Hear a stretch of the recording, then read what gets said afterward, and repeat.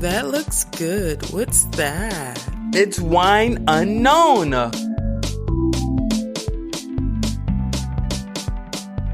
Welcome to Wine Unknown. I'm your host. My name is Bryant Fennell, also known as Bright Guy, and I'm a wine specialist.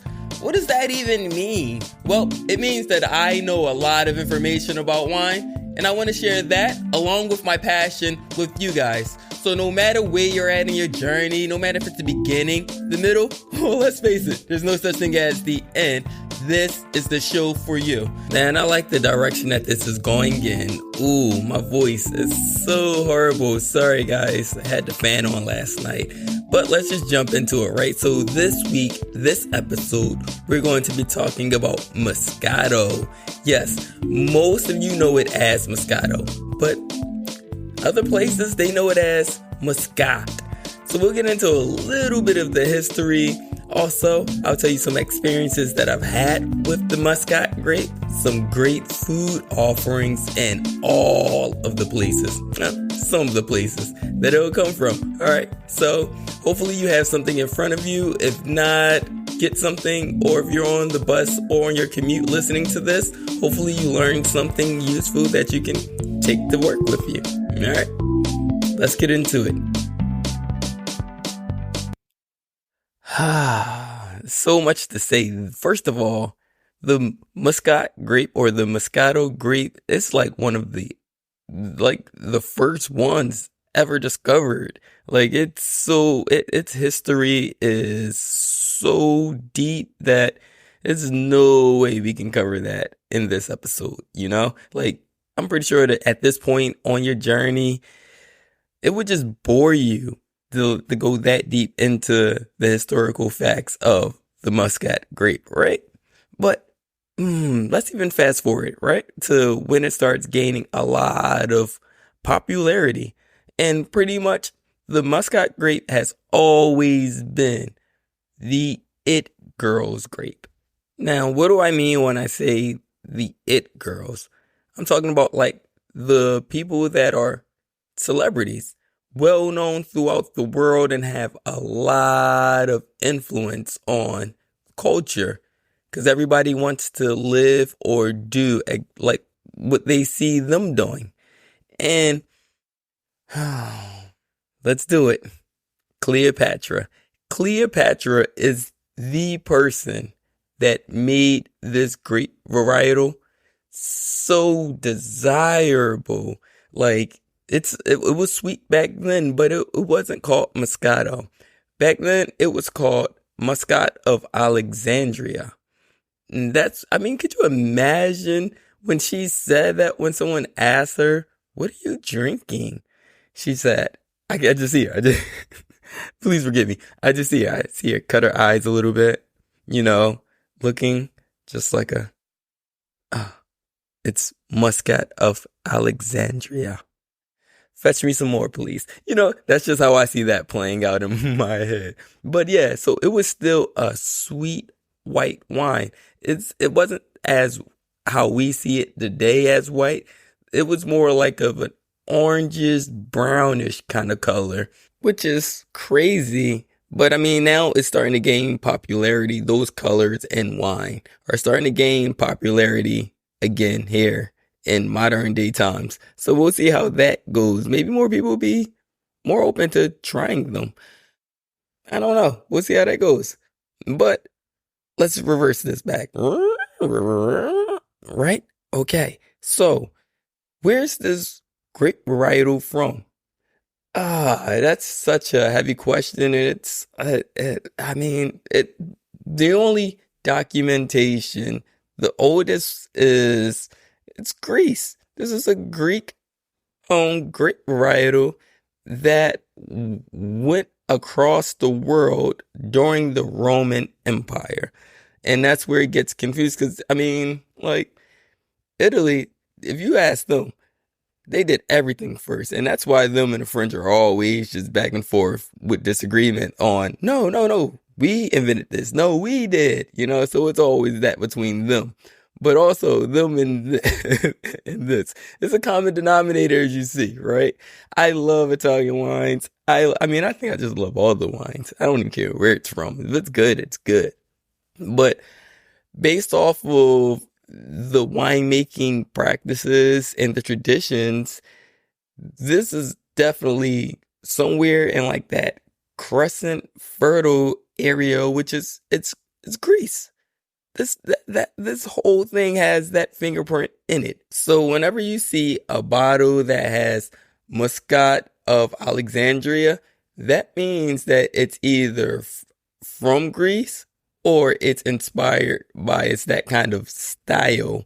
And they usually come in like pint bottles, not 750s, not like regular size bottles that you normally see, just because of how much it takes in order to be able to make a full bottle of that. And the yields, it's no, you're not going to, you rarely would find a bottle that's standard size that we all would know.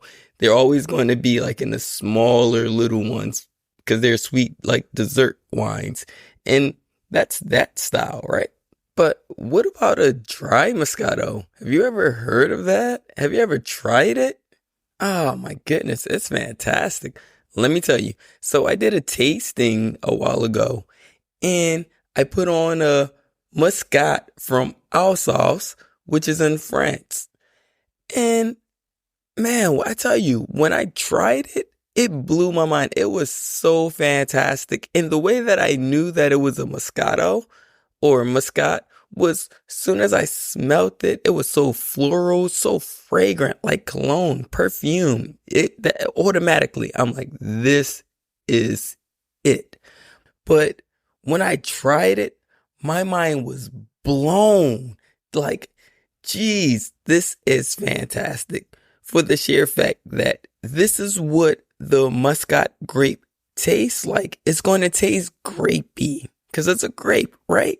But no, it tastes like a grape, but it also has so much floralness to it. It still gives you that fragrance. Oh my goodness. It was just top tier, blowing my mind. Just like this is why I like to drink wine because of moments like that, right? Here we go. This Alsatian Moscato that's off dry.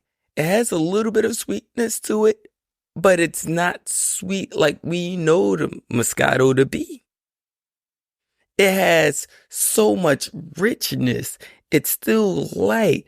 It's still fun. It has good acidity. This is one of the kind of wines that you would appreciate drinking on a nice hot day next to or while you're in the pool. It don't matter if you're poolside or pool in. I don't know. But yeah, it does not matter because you're drinking fantastic wine that's a Moscato. And it's not the Moscato that everybody knows Moscato to be. It's the real Moscato. But there are other real Moscatos out there in the marketplace. And they'll tell you, and this is how they tell you. They say, I'm Moscato of this place. Hopefully you got that reference. If not, bing bong, here we go. When it says Moscato d'Asti, that's one of them.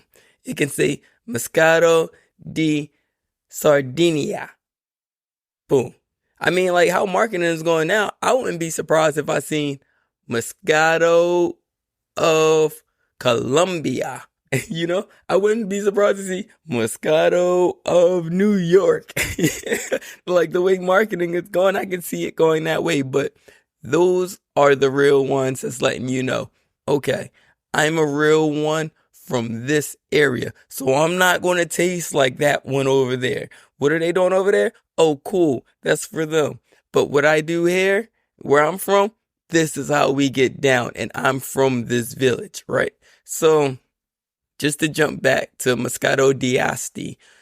D'Asti, or not D, but Asti is this small little village in Italy. I want to say Tuscany. It's in a mix with Barolo and Barbaresco. It's right there, really in the southern point of Tuscany, right? And they're like Asti is known for like fizzy kind of wines, also effervescent, you know? They're just known for that, but they're really known for Moscato di Asti. This is what we make. This is who we are. This is what we do. We're not trying to compete against the Barolo and Barbaresco, which are red grape varietals. We'll stay in our lane. We got a nice little pocket here with this white grape varietal. So this is what we do. And there are rules and regulations that they have. That's why you see the labeling. Some of them have DOC. Some of them have DOCG, which are strict rules and regulations governed by, of course, or enforced by the government to make sure that they're following these rules. But not only that, there's tastings that happen to make sure that you're up to par with the standard of what represents this area. So we can't say that those aren't the real ones, because they are real and they represent where they are from. And they also have a lot of sweetness to them. And they're going to have low alcohol percentage to them. And I love a wine that's comfortable in its own bottle. See what I did there? I'm silly. Don't worry about me. But yeah, because it's just like, all right, no, we're going to give you everything we can. But there's some sacrifices that come with that. We can't give you the 13% alcohol percentage or anything like that. No, we can't do that and still remain sweet. So we're going to give you a cool 5% or 5.5%. And that's kind of just like a good medium, a good place. Because, like, you're still going to get buzzed. Like, getting caught up on alcohol percentage, whoa. It's different when it comes from wine, In this style of wine, the Moscato di whatever it's going to be, it's going to give you exactly what you're looking for. And it's going to be consistent. And that's the beauty about those wines. Oh man, the more you try, the vastly different they all taste, because they all want to highlight different sweet aromas, different sweet flavors, different sweet textures. Like they all have different experiences to them. Some of them are even still have a drying finish to them. It's really interesting on how creative this village or this area of Asti can be with this style of wine. It to me, it blows my mind. Majority of the time when I do try sweet wines from Asti, I'm always just like, yo, no way. How is that different from that? That one is way different than this one. That's crazy. Like it always catches me. It always catches me. Like I most recently had a Moscato di Asti that was for Passover. Prayed over. Oh my goodness. And it was fantastic. And also it was a 5.5% alcohol by volume. Cause typically like, I think it's Bartanua that has, it looks similar to this other bottle, but that's 5%. So it's like, oh man, I can get this, I can get a half, half percentage more and get all this goodness, like, yeah, sign me up. But yeah, like they can be vastly different and it's just good, but it's always going to be like refreshing, nice ripe fruit, some citrus. It's always going to be along those kind of lines, but they are good and they are great and you should try more. Just as I need to try more of them. Like that wine, that Alsatian wine that I was talking about earlier. I have to try that for a food pairing. Like it's so many things that I know that I can do with it. Like I want to have scallops with it. Like I've never in my life thought that I would want to try Muscat or Moscato with scallops. Like, what? Make it make sense. Make it make sense to me. But I understand now because I've been exposed to it. So it's so much this is something I'm going to do, right? I'm going to try it with crabs. Oh, I should do a seafood boil with it.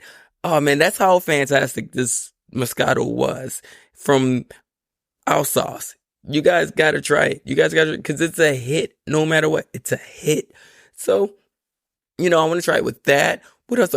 I didn't slap my hand on camera and I'm sorry, guys. I'm sorry. That's how excited I am about this food pairing of Moscato or Muscat with scallops or crabs, just seafood in general. Because usually they give you the whole, all right, you can have cheesecake with it. You can have desserts, creme brulee. I mean, those are all fantastic desserts. Those are all fantastic. But what if I don't want Moscato for my dessert? I don't want to wait till the end to drink Moscato. I want to have that right now. I can have it at the beginning of my course. I can have it at the middle of my course. I can have it at the end. What? Yes, bring it on. If I could even imagine or could have prior imagine Moscato being my aperitivo, my start off, because of the acidity in it, because it's dry enough for me to be able to taste it and don't have all the sweetness to cover that up. What? Yes, sign me up. Put that right along with champagne. Put that right along with a bunch of these other white wines. Yes. I don't care about the alcohol percentage because I'm having a good time. I'm having a great experience and I'm drinking Moscato to start things off. Right? Middle course, my entree. Oh my goodness. Give me the seafood tower. Matter of fact, don't even have to be that. If it's not that extreme, give me the cod. You know what I'm saying? As long as it's baked. Oh my goodness. Give me the Bronzino. Oh, give me the, yes. Bring that on. And I am having that with my Moscato. I am having that with because I understand now. I converted now. I understand. And then bring on the dessert. Bring on a creme brulee. I'm with it. Let's do it. I am all the way with it because I can have Moscato from beginning to the end of this experience. Yes. It doesn't stop just at seafood either. It doesn't stop just there. No. You know what? Because it's sweet. So you can always balance out the bitter. So for all my vegetarians out there, yes, you can have Moscato with your asparagus. You can have it with the Brussels sprouts. You can have it with your vegetarian soup. I don't know, but you can have it. If it's bitter, you can have Moscato with it. That's all I'm saying. Even if it's not like tofu. I don't even know if tofu is bitter. I don't think it's bitter, but you can have it with that as well. All right. I don't know if y'all had fun this episode. I had fun talking to you guys about Moscato and my experiences with it. So there's that. All right. So don't forget, if you like this episode, just share it with people. Share the information because the more people actually are educated and knowledgeable about wine, the better their experiences will be with wine. So don't forget to share, do all the things that people always ask you to do. That's it. My name is Brian Fennell. I'm your host, also known as Bright Guy. My voice, I'm going to go drink some tea and honey. That's what everybody been telling me. They're like, yo, drink some tea with some honey in it. So I think I'm going to do that. Also, something new, a new feature that's been unlocked. If you're listening to this podcast, you can always click the link and offer up feedback for me on what you thought the show was or whatever, just chat with me that way. All right. So make sure you click that link. It's right there and it's asking you to offer feedback. So please do that. Look forward to hearing from you next week.